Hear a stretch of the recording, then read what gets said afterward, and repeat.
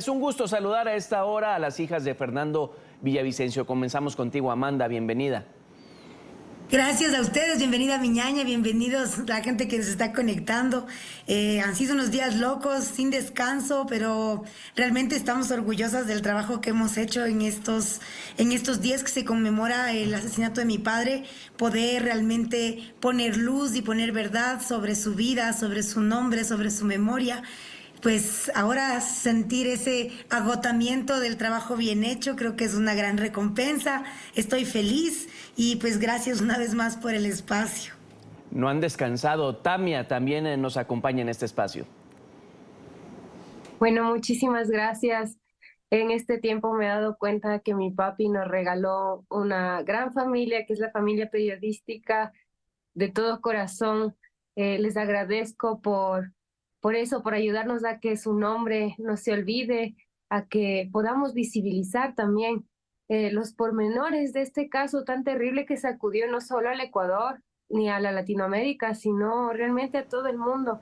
Entonces, muchas gracias por acompañarnos, por permitirnos, igual como decía mi ñaña, estamos un poquito cansadas, pero cuando uno hace ese esfuerzo no se siente como un sacrificio, sino es como un placer de poder honrar a nuestro padre, un placer de poder soñar y construir un mundo mejor, un país mejor para nosotras.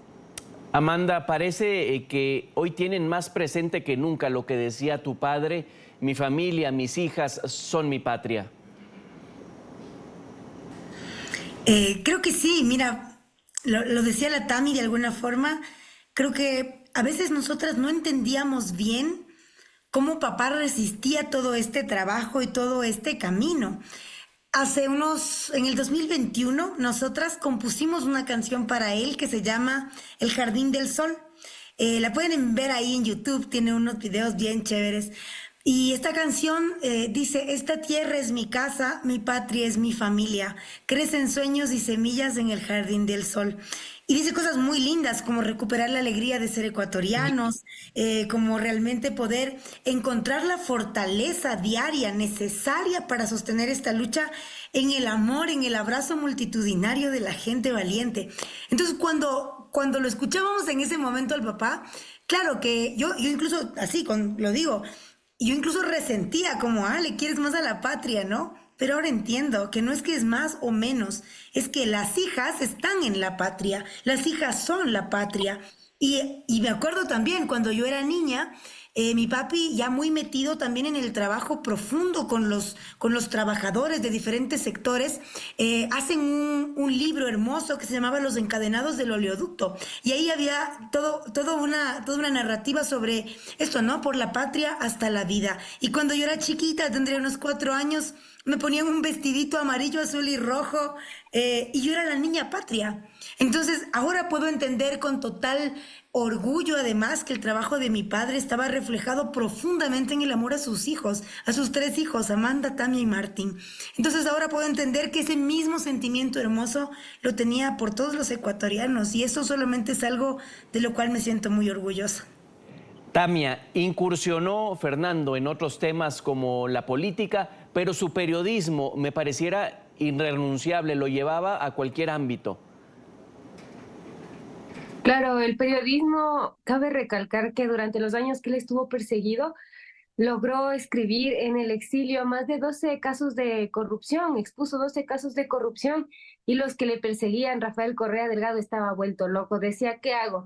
Está escondido, se escapa, y ahora escribe más, y ahora escribe aún más contundente. Ahí fue cuando empezó a colaborar incluso con medios internacionales como The Guardian, como Caretas de Perú, con muchos medios nacionales, y ahí ganó varios premios internacionales. Y ahí mi papi nos contaba, ¿no?, que el periodismo, esta forma de transmutar toda esta persecución, toda esta oscuridad en luz, en claridad, en verdad. Y ese es el pilar donde Fernando podía descansar, donde, no sé si han leído los libros de mi papá te cuenta los casos de corrupción como una novela. Tú lees eso, es una lectura tan rica, es pura poesía, pero te está contando los mayores atracos que ha vivido la región, el país y el mundo. Entonces, creo que él nunca perdió nunca, nunca, nunca. Y hasta cuando leía los informes de él, de la Comisión de Fiscalización, sentía ese gusto poético, ese gusto artístico del periodista que nunca dejó de ser, del periodista que siempre estuvo dentro de él. Y a veces la gente decía, no, es que a veces él pasaba como esta línea del periodismo a lo político. Y yo realmente creo que mi padre era un buen ciudadano.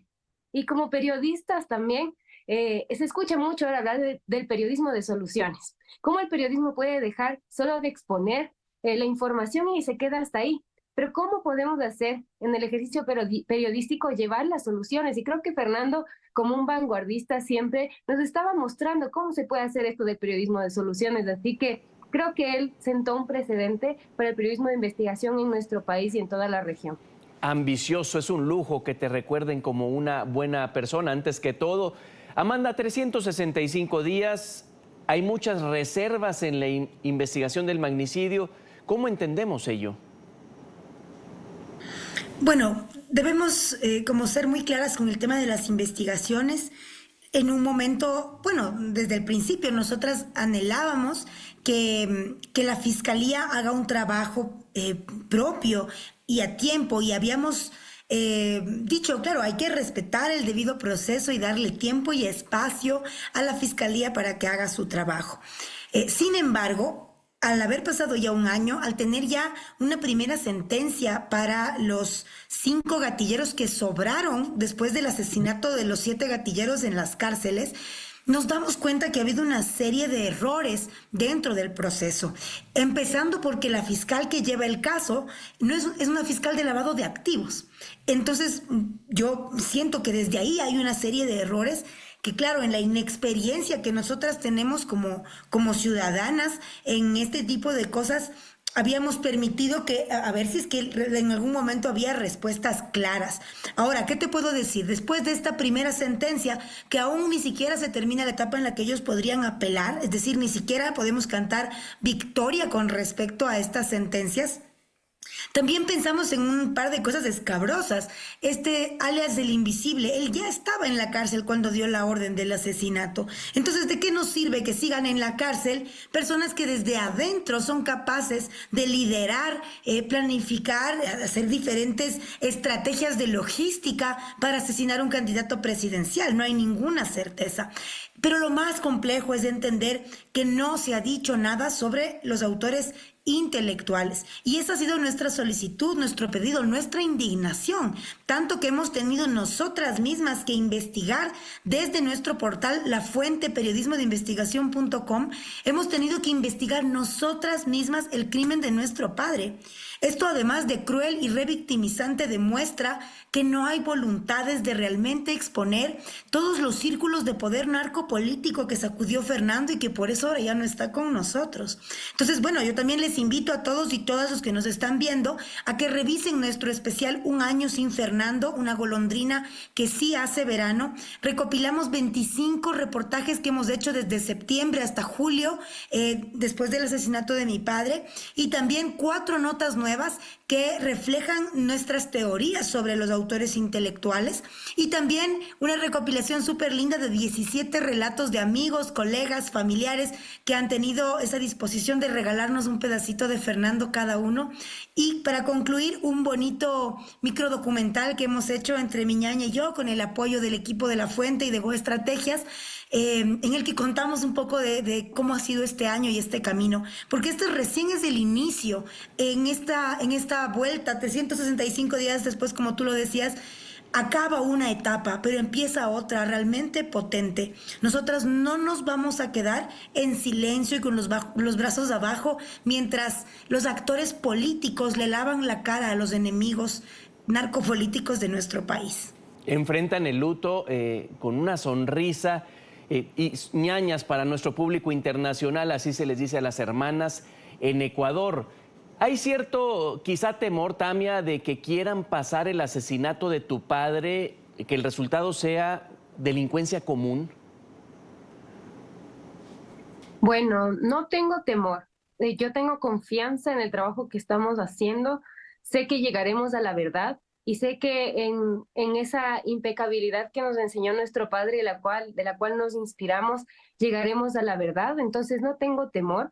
Lo que sí puede ser es que me genera rabia, me genera indignación, pero qué mejor motor para un hijo que ha perdido a su padre que la rabia y la indignación para hacer cosas maravillosas, para transformar eso en arte, en luz, en periodismo, en trabajo duro, en esfuerzo, que es lo que hemos estado haciendo. Y claro, al final lo que vimos, por ejemplo, con este informe que hizo esta comisión ocasional en la Asamblea Nacional, que no tiene ningún peso jurídico y para decirlo también de una forma, no tiene ni siquiera un peso en la ciudadanía, porque la Asamblea Nacional del Ecuador tiene una aprobación tan mínima, tan poca, para nosotros es una vergüenza esa asamblea. A cualquier ecuatoriano que le pregunte en la calle le va a decir lo mismo, hay cifras que demuestran eso. Hasta incluso cuando hubo la muerte cruzada, que mi papi cuando era asambleísta, él fue uno de los que impulsó la muerte cruzada porque era una asamblea de impresentables, excepto por el Fernando. Pasaron 4 meses en los que el Ecuador no tuvo Asamblea Nacional y se vivía paz. Se vivía paz. De alguna forma ya no había esa desestabilización tan grande que se genera en la Asamblea Nacional, donde están juicio tras juicio político, donde nunca proponen ni una ley buena para el país y donde hemos visto que se usan estos espacios, las comisiones, estos juicios políticos para llevar a lavar la cara de los delincuentes. Imagínate que les invitan por Zoom a los prófugos de la justicia, les invitan a dar discursos de 3 horas a los mayores delincuentes de nuestra patria. Eso es lo que ha hecho la Asamblea Nacional. Así que lo que ellos digan a nosotras y a toda la ciudadanía, a todo el país, realmente no afecta.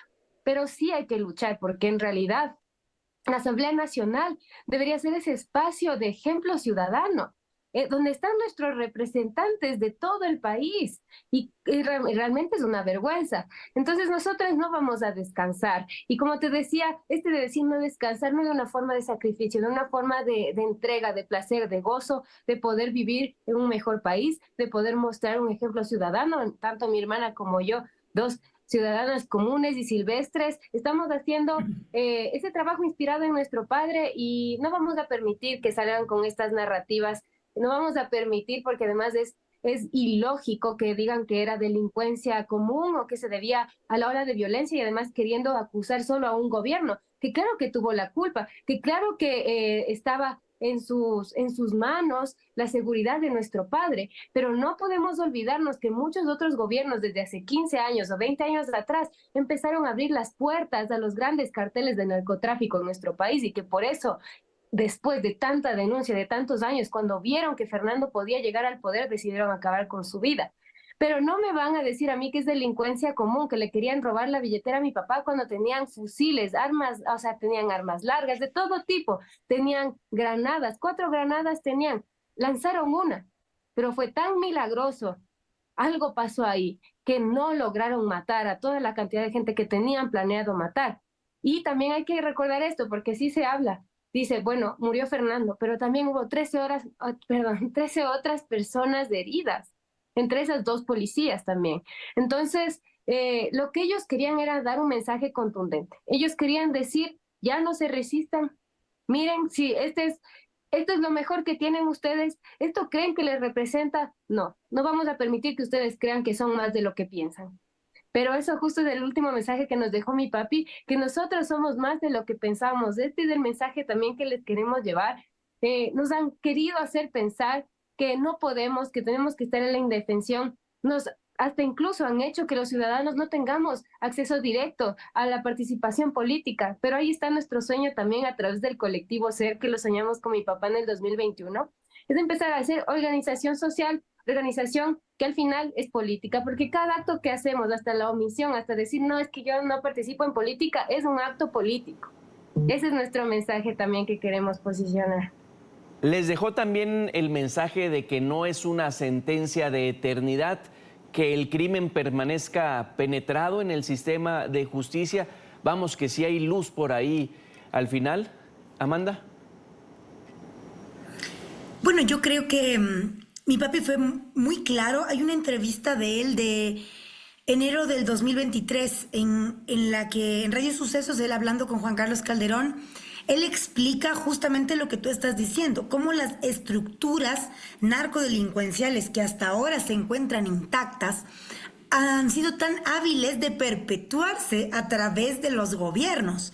Entonces, por ejemplo, no es que la mafia albanesa viene con Guillermo Lasso, no, la mafia albanesa ya está en Ecuador desde el gobierno de Correa. Y entonces se va viendo cómo todas estas estructuras permanecen a través de los gobiernos. Como, claro, el momento en que se abre la puerta a la narcopolítica, voy a decir, en el gobierno de Correa con el financiamiento de la campaña con dinero de las FARC, por ejemplo. Todas esas estructuras narcodelictivas que ahora además se financian con otros fenómenos como la minería ilegal y otro tipo de elementos de la criminalidad, se va volviendo ya una estructura, y lo decía el Fernando en esta entrevista, viene un nuevo gobierno, por ejemplo, de Lenin o de Lasso, y él dice con esas palabras, ellos llegan y como no tienen voluntad política de cambiar las cosas, lo que les toca es adaptarse a las estructuras narcodelictivas que ya existen. Por eso matan a Fernando Villavicencio, porque él es el único que dice abiertamente, yo no voy a pactar con las mafias y voy a judicializar a Guillermo Lasso y a Rafael Correa. Estas son palabras que él las dice durante su último discurso en el Colegio Anderson. Es tremendo, providencial realmente lo que vemos en ese discurso. Nosotros lo tenemos publicado en nuestro canal de YouTube y también hemos seleccionado algunas de estas partes y lo hemos publicado en nuestro documental. Porque ahí él explica que esta es la estructura. Entonces, también nos explica, y lo dice, en 1 año y medio sí se puede eliminar el poder que tiene el crimen organizado en el Estado y en las instituciones, porque no existe crimen organizado sin poder político. Y el momento en el que el poder político elimina su apoyo hacia estas estructuras, se puede eliminar realmente el crimen organizado en el Ecuador, pero sobre todo golpeándoles los bolsillos de la mafia, porque en ese momento es cuando realmente les quitas su poder. Y por eso el Fernando hablaba siempre de esta frase, recuperemos lo robado, a través de leyes, a través de diferentes instituciones también que deben reinstitucionalizarse. Por ejemplo, rearmar las Fuerzas Armadas, la policía, hacer un saneamiento real, abrir el funcionamiento de las instituciones para limpiar lo que está sucediendo, reinstitucionalizar la UAFE, que realmente se ha convertido en un nido de ratas. Si las instituciones que son las que tienen que limpiar estos espacios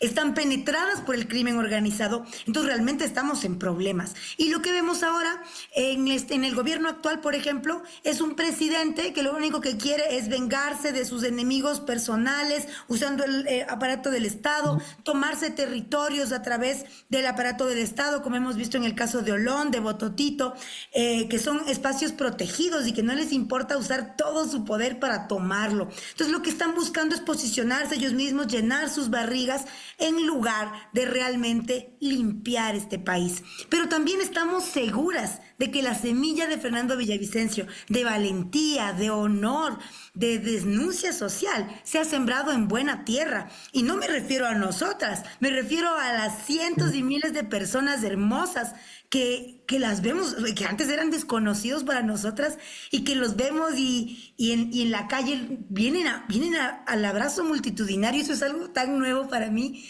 pero que me hace saber que el Fernando sembró en buena tierra. Así que yo no tengo dudas, no sé cuándo va a pasar, pero nosotras vamos a poner nuestra vida al servicio de esta misión, desde la educación, desde el arte, desde las artes marciales y desde la buena política, porque eso es lo que necesita nuestro país. Tamia, ¿es un mejor Ecuador hoy, no en sus estructuras estatales, sino en conciencia ciudadana por lo menos? Creo que sacudió este magnicidio, sacudió muchas conciencias. Creo que el hablar de un mejor Ecuador es algo que todavía no podría decirlo, pero que sí visiono. No podría decirte ahora porque un año es poco. Un año es poco con la cantidad de esto que hablaba mi ñaña, ¿no? De cómo si un Estado no apoya, por más que haya muchos que quieren hacer un cambio, es complejo. Pero creo que esa semilla que sembró el Fernando dará frutos y hay que ser pacientes, pero no es que solo cuando uno siembra una semilla deja ahí y verá cuando el árbol dé fruto, no. Un árbol da fruto cuando uno le cuida, cuando uno le riega, cuando uno le pone y ve que esté bien, que tenga las mejores condiciones para que reciba la luz del sol. Y hasta incluso hay árboles que se demoran 50 años o qué sé yo, 20 años en dar en algún fruto o dar la sombra que uno necesita de aquel árbol. Y a veces uno nunca alcanza a ver, yo siempre digo, mi papi no alcanzó a ver todos los frutos que dejó este gran árbol, esta gran semilla que se hizo este árbol enorme, no alcanzó a ver todos sus frutos, pero con certeza sé que un mejor Ecuador es posible. Sé que muchas personas se sacudieron y se nos acercan y buscan y dicen, pero ¿qué hacemos? La gente se siente muy desamparada. Y eso es lo que a mí más me sorprende. Nos hicieron pensar que no tenemos poder sobre nuestra propia vida. Y lo peor para mí, este nuevo eslogan del nuevo gobierno, el Ecuador que resuelve. Es que yo tengo que esperar que desde afuera se resuelva todo, entonces yo me quedo totalmente despojada de mi capacidad de ejercer mi soberanía, de ejercer ese cambio que yo quiero hacer en el mundo. Entonces también es esto, ¿no? No permitamos que esas ideas, ese borreguismo nos invada nuestra mente, nuestro cuerpo, nuestro espíritu. Nosotros tenemos que resolver nuestra propia vida y aportar y ser esa semillita chiquita que tal vez nunca veamos los frutos que daremos, pero tener esa certeza, esa visión de que un Ecuador mejor es posible y más allá del Ecuador, porque mi papi cuando hablaba de la patria, hablaba de toda la humanidad. Las líneas, estas líneas que nos separan son imaginarias. Y también yo creo que mi papi hizo un gran trabajo en temas de corrupción transnacional. Mi papi se fue en contra de las petroleras chinas, tailandesas, de toda la corrupción que había con Odebrecht, por ejemplo, de Brasil, con Schlumberger, que me parece que es una empresa francesa. Entonces mi papi desnudó toda una corrupción de las empresas transnacionales. Tampoco es que, y a mí me parece importante decir esto porque hemos hablado de que en las esferas políticas del Ecuador, narcodelictivas y políticas están los autores intelectuales, pero también hay que ver un poco más allá. ¿Quiénes están detrás de todo esto? ¿Quiénes están detrás de todas las guerras, de toda la sangre que se corre en todo el mundo? Hay empresas transnacionales y Fernando las tocó, así que hay que también empezar a ampliar la mente después, pero por ahora vamos por esas cabezas grandes a mostrar quiénes son.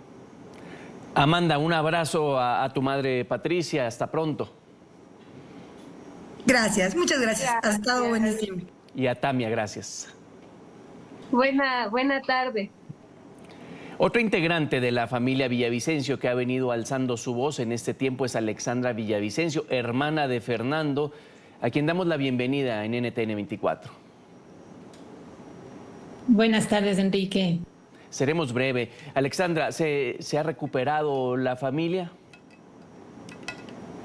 Para nosotros como familia, estos 365 días han sido un luto muy especial, muy duro para sobrellevarlo, en especial porque no murió un hermano por una enfermedad natural o por un accidente natural, sino que nos arrancaron de una manera más vil, de lo cual mi familia ha sido quebrada, ha sido rota y obviamente nunca estuvimos preparados para ello.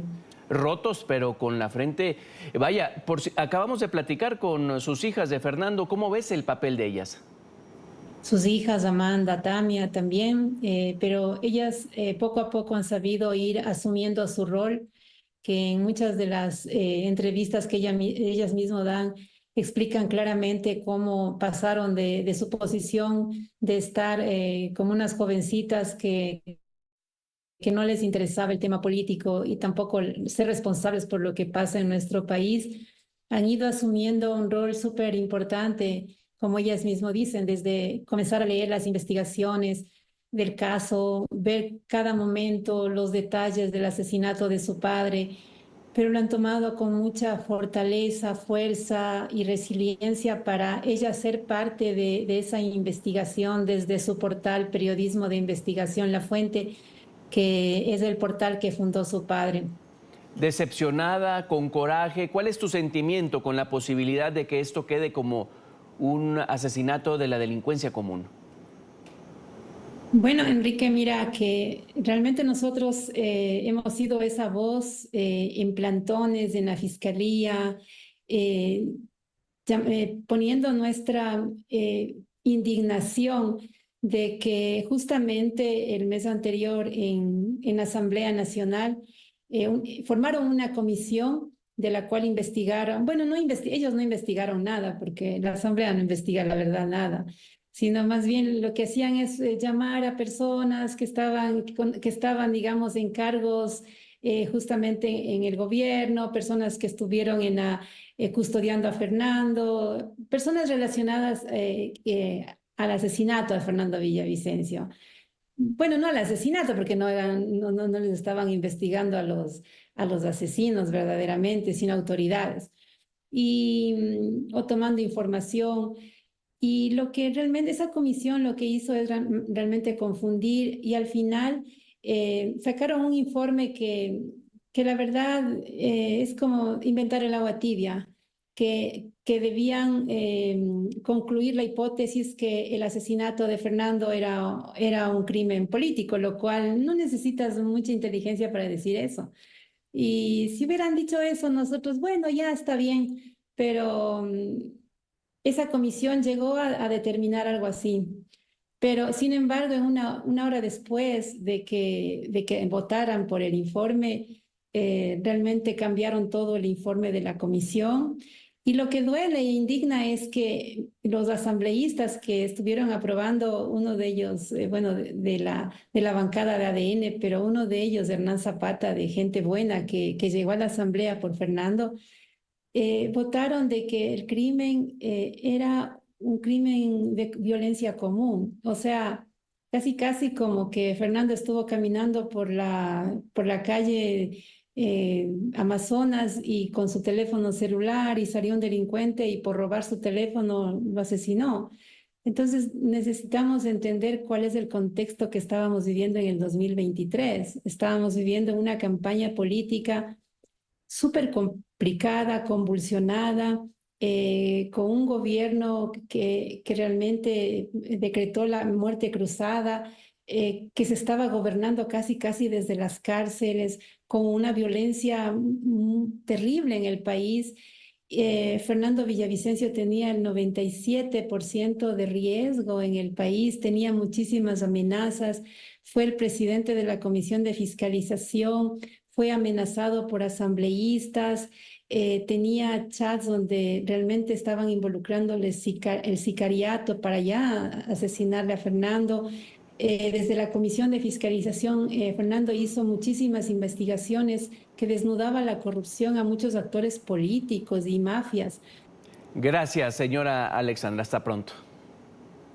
Muchas gracias, Enrique.